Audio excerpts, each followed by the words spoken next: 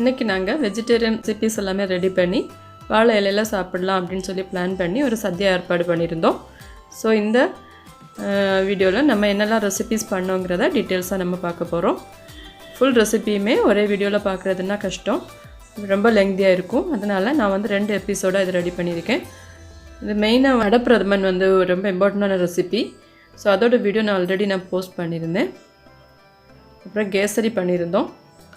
கேசரி வீடியோவும் நான் இதில் அப்லோட் பண்ணலை, ஏன்னா ஆல்ரெடி பைனாப்பிள் கேசரி ரெசிபி நான் அப்லோட் பண்ணியிருக்கேன். இதில் வந்து பைனாப்பிள் மட்டும் ஸ்கிப் பண்ணி ரெடி பண்ணால் போதும். அப்புறமா சாம்பார். இந்த சாம்பார் நம்ம நார்மலாக வீட்டில் எப்போவுமே ரெடி பண்ணக்கூடிய அதே மெத்தடில் தான் ப்ரிப்பேர் பண்ணியிருக்கேன். அப்புறம் பருப்பு கறி.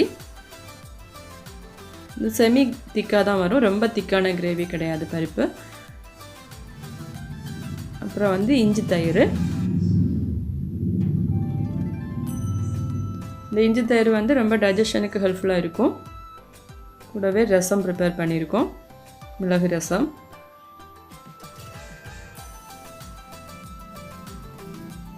ரொம்ப ஸ்பெஷலான அவியல் ரெசிபி. சத்யாவில் வந்து அவியல் வந்து கண்டிப்பாக இருக்கணும்.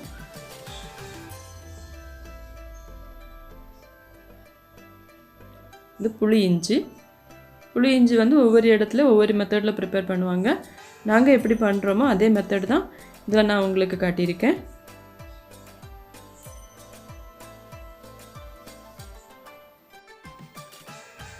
இது பம்கின் எரிசேரி.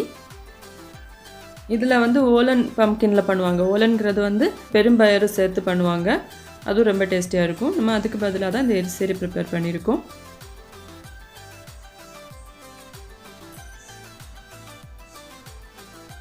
இதோட வாழைக்காய் பொரியல்.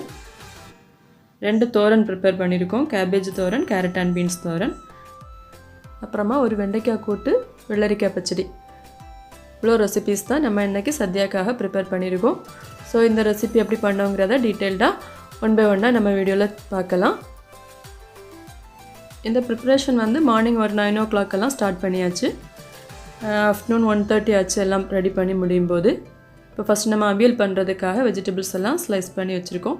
இதெல்லாம் ஒரே அளவில் ஸ்லைஸ் பண்ணி எடுக்கணும். இல்லை என்னெல்லாம் வெஜிடபிள்ஸ் தேவையோ அதெல்லாமே ஆட் பண்ணிக்கலாம். கூடவே கொஞ்சமாக உப்பு, கருவேப்பிலை, 1 டீஸ்பூன் மஞ்சள் பொடி, ஒரு 1/2 கப்லேருந்து 3/4 கப் அளவு வாட்ரு. ஏன்னா வெஜிடபிள்லேருந்தும் வாட்டர் ரிலீஸ் ஆகும், ரொம்ப வாட்டரியாக இருக்கக்கூடாது. அதனால் கொஞ்சம் வாட்டர் ஆட் பண்ணி அதை மூடி குக் பண்ண வைக்கலாம். இப்போ அதுக்கு தேவையான தேங்காய் கூட்டு ரெடி பண்ணுறோம். 1 கப் அளவு தேங்காய், 1 டீஸ்பூன் ஜீரகம், 5 பச்சை மிளகு, ஒரு 4-5 பல் பூண்டு, இதெல்லாமே க்ரஷ் பண்ணி எடுக்கணும். இந்த தேங்காய் க்ரஷ் பண்ணது தான் இந்த இதுக்கு சேர்க்க போகிறோம். இதை வந்து ரொம்ப ஃபைன் பேஸ்ட்டாக அரைக்கக்கூடாது. அவியல்னு சொல்லும்போது தேங்காய் வந்து துருதுராக இருக்கணும், அப்போ தான் ரொம்ப டேஸ்டியாக இருக்கும். தேங்காய் அதிகமாக ஆட் பண்ணும்போது அதோட டேஸ்ட் வந்து இன்னும் அதிகமாக இருக்கும். இப்போ நம்ம வெஜிடபிள்ஸ் எல்லாம் ஆல்மோஸ்ட் குக் ஆகிடுச்சு. இப்போ நம்ம தேங்காய் கூட்டை வந்து இதில் ஆட் பண்ணி நல்லா மிக்ஸ் பண்ணி எடுக்கணும். இதில் ரா மேங்கோ இருந்துன்னா உங்களுக்கு சின்ன பீஸ் ஆட் பண்ணலாம். அப்படி இல்லைன்னா கொஞ்சமாக புளி அல்லது தயிர் இதில் சேர்க்கணும், அப்போ தான் இதோட டேஸ்ட் வந்து பர்ஃபெக்டாக வரும். இப்போ இந்த வாட்டர் எல்லாமே ரெடியூஸ் ஆகட்டும். நல்லா ரெடியூஸ் ஆகி நல்லா திக்காக வந்திருக்கு. வெஜிடபிள் வந்து ரொம்ப வெந்து குழையக்கூடாது. ஸோ அது வந்து ஸ்டிர் பண்ணும்போது நம்ம கவனமாக ஸ்டிர் பண்ணணும். இப்போ இதில் வந்து 1/2 கப் அளவு தயிர் சேர்த்துருக்கோம். 2 to 3 டேபிள் ஸ்பூன் தேங்காய் எண்ணெய், அதையும் சேர்த்து இதை நல்லா மிக்ஸ் பண்ணி, கருவேப்பிலையும் கூட சேர்த்துருக்கோம். எல்லாம் சேர்த்து இதை நல்லா மிக்ஸ் பண்ணி மூடி வச்சா போதும். இப்போ நம்மளோட அவியல் ஆல்மோஸ்ட் ரெடி ஆகிடுச்சு. லைட்டாக வாட்டர் கண்டென்ட் இருந்துன்னா அது அவ்வளோ ட்ரை ஆகணும்.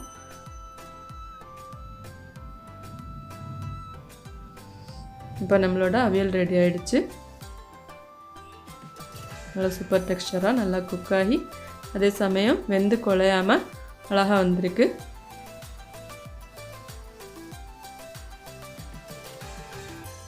இப்போ நம்ம வெள்ளரிக்காய் பச்சடி ரெடி பண்ண போகிறோம். இதுக்காக ஒரு பெரிய வெள்ளரிக்காய் தான் எடுத்துருக்கோம். அதை சின்ன சின்ன ஸ்லைசஸாக கட் பண்ணி அதில் உப்பு சேர்த்து தண்ணியில் முதல்ல வேக வச்சு எடுக்கணும். நல்லா வெந்ததுக்கப்புறம் இதை வந்து ஒரு ஸ்ட்ரைனரில் மாற்றிடணும். இப்போ இதுக்கு தேவையான கோகனட் பேஸ்ட் ரெடி பண்ணுறோம். இதுக்கும் 1 கப்பு தேங்காய், கொஞ்சமாக ஜீரகம், 2 பச்சை மிளகாய், நல்லா வாட்டர் சேர்த்து நல்லா ஃபைன் பேஸ்ட்டாக அரைச்சி எடுக்கணும். வெள்ளரிக்காய் பச்சடி செய்யும்போது பேஸ்ட் வந்து நல்லா ஃபைனாக அரைஞ்சால் தான் டேஸ்டியாக இருக்கும். இப்போ சீசனிங்காக கொஞ்சம் கோகோனட் ஆயில் சேர்த்துட்டு கடுகு கருவேப்பிலை போட்டு தாளித்ததுக்கப்புறம் இந்த குக்கும்பரை சேர்த்து கொஞ்சம் மிக்ஸ் பண்ணணும். இது ஓரளவு வதங்கினதும் நம்ம அரைச்சி வச்சுருந்த தேங்காய் பேஸ்ட்டு சேர்த்து கொடுத்து நல்லா மிக்ஸ் பண்ணலாம். இது வந்து கொதிக்க விட வேண்டாம், நல்லா ஹாட்டானால் போதும். பபிள்ஸ் வர ஆரம்பிக்கும் போது நம்ம சுவிட்ச் ஆஃப் பண்ணிடணும்.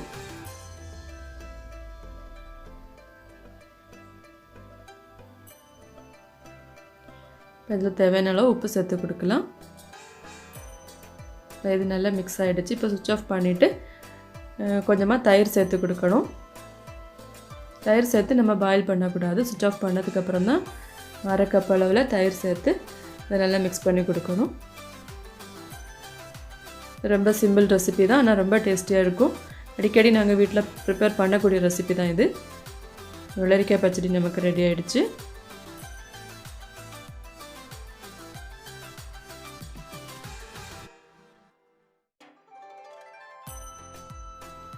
நெக்ஸ்ட்டு நம்ம பார்க்க போகிற ரெசிபி வாழைக்காய் பொரியல். இது ரொம்ப டேஸ்டியான ஒரு கூட்டு ரெசிபி தான்.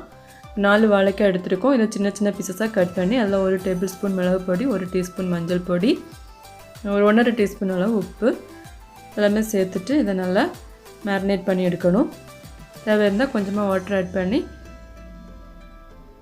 இந்த மசாலா எல்லாமே இதில் கம்ப்ளீட்டாக கோட் ஆகட்டும், அந்த அளவுக்கு நம்ம மிக்ஸ் பண்ணி எடுக்கணும்.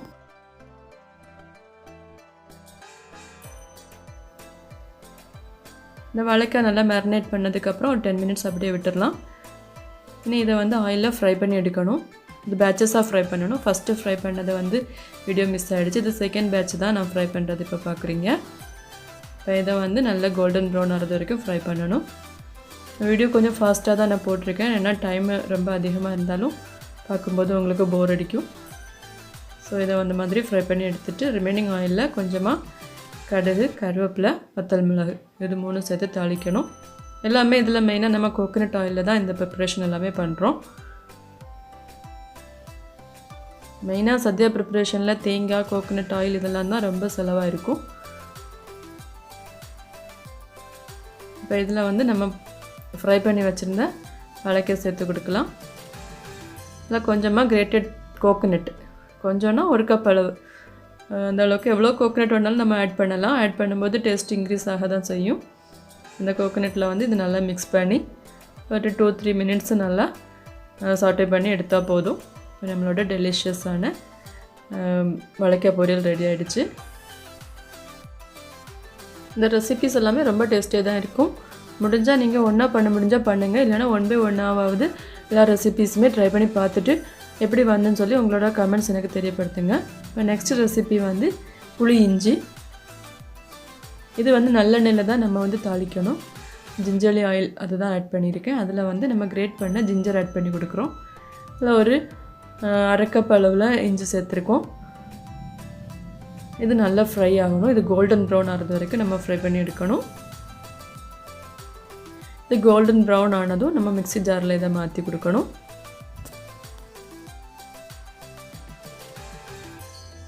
நார்மலாக தயிர் சாதம் எல்லாம் பண்ணும்போது இந்த ஒரு கூட்டு இருந்தாலே போதும், ஒரு பிளேட்டு ரைஸ் நம்ம சாப்பிட முடியும். ஸோ இந்த ரிமைனிங் ஆயிலில் வந்து நம்ம கடுகு கருவேப்பிலை வத்தல் மிளகு போட்டு தாளிக்கலாம்.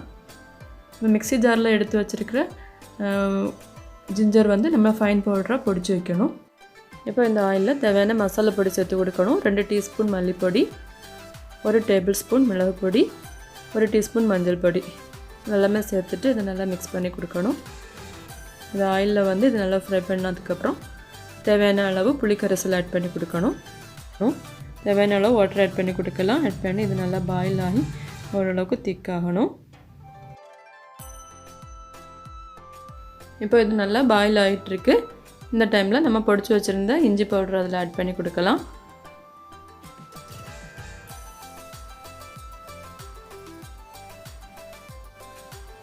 இதை ஆட் பண்ணும்போது ரொம்ப டெலிஷியஸான ஒரு ஃப்ளேவர் வரும். இதுக்கு தேவையான அளவு உப்பு சேர்த்து கொடுக்கணும்.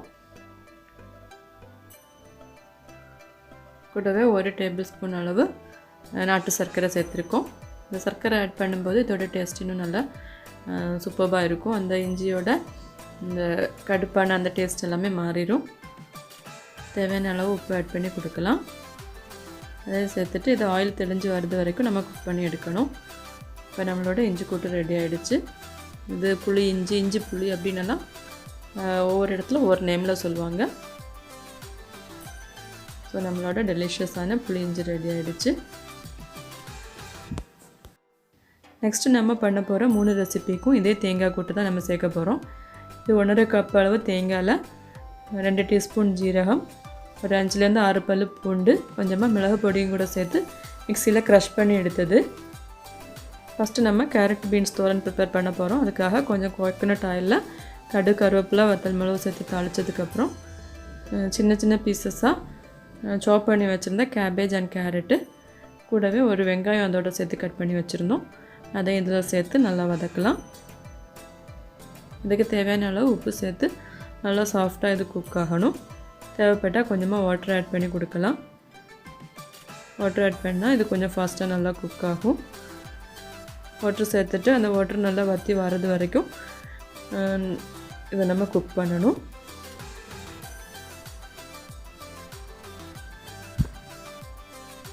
இப்போ இது ஆல்மோஸ்ட் நல்லா குக் ஆகிடுச்சு. இப்போ நம்ம ரெடி பண்ணி வச்சுருந்த தேங்காய் கூட்டிலேருந்து தேவையான அளவு மசாலா இதில் ஆட் பண்ணி கொடுக்கலாம். உங்களுக்கு கோகோனட் வந்து அதிகமாக வேணும்னா அதிகமாக ஆட் பண்ணலாம். எவ்வளோ ஆட் பண்ணாலுமே இதோட டேஸ்ட் நல்லா சூப்பராக தான் இருக்கும். ஸோ இதோட மசாலாவோட பச்சை வாசனை போகிறது வரைக்கும் நம்ம இதை வந்து குக் பண்ணணும். அவ்வளோதான், நம்ம கேரட் பீன்ஸ் தோரனும் ரெடி ஆகிடுச்சு. இது ஆரஞ்சு அண்ட் க்ரீன் கலர் காம்பினேஷனில் இது பார்க்குறதுக்கே ரொம்ப கலர்ஃபுல்லான ஒரு கூட்டு ரெசிபி. டேஸ்ட்டும் நல்லா சூப்பராக இருக்கும்.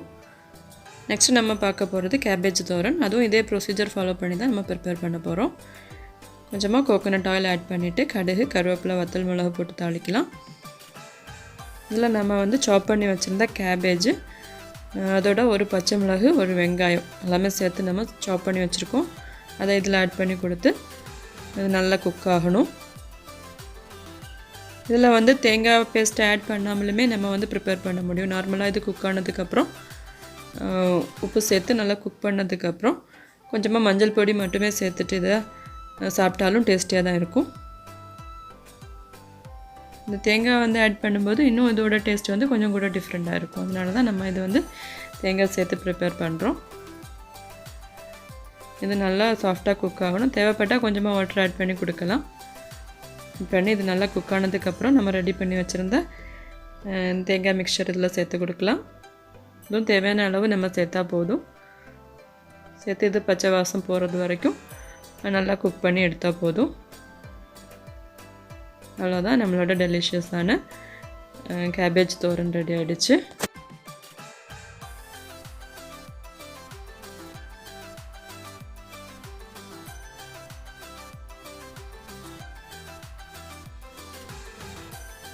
நெக்ஸ்ட் நம்ம பார்க்க போகிற ரெசிபி வெண்டைக்காய் கூட்டு. இது ஒரு டேங்கியான ரெசிபி. டேங்கி டேஸ்ட்டோடு இருக்கும். அதோட ரைஸோடு சாப்பிடும்போது இது ரொம்ப சூப்பராக இருக்கும். ஒரு பேனில் வந்து கோகோனட் ஆயில் ஆட் பண்ணிவிட்டு கடுகு, கருவேப்பிலை, வத்தல் மிளகு போட்டு தாளிக்கணும். இப்போ நம்ம சாப் பண்ணி வச்சுருக்கிற வெண்டைக்காய், அதோட 2 பச்சை மிளகு, ஒரு ஆனியன் வந்து ஸ்லைஸ் பண்ணி வச்சுருக்கோம். வெண்டைக்காய் வந்து கொஞ்சம் பெரிய பீசஸாக தான் கட் பண்ணியிருக்கோம். இது ஓரளவு குக் ஆனதும் நம்ம வந்து தேவையான அளவு உப்பு சேர்த்து கொடுக்கணும். இதோட கொஞ்சமாக புளிக்கரைசல் சேர்க்கணும். கொஞ்சமாக தான் ஆட் பண்ணணும். நம்ம அதிகமான புளி ஆட் பண்ணோன்னா ரொம்ப புளிப்பு தன்மையோடு இருக்கும். சின்ன ஒரு டேங்கி டேஸ்ட்டு தான் இதுக்கு தேவைப்படும். இப்போ இந்த வெண்டைக்காய் வந்து கம்ப்ளீட்டாக நல்லா குக் ஆகணும். இப்போ இதில் 1 கப் அளவு வாட்டர் ஆட் பண்ணி கொடுக்கலாம்.